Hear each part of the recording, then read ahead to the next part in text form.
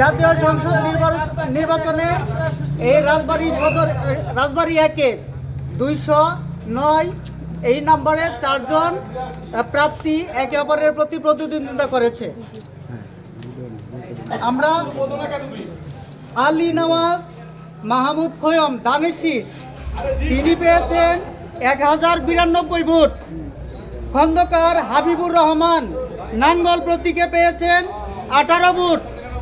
মোহাম্মদ আলী বিশ্বাস গোলাপপুল পেয়েছেন 22 ভোট।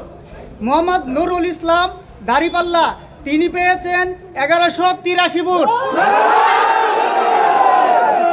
ভালো থাকবেন।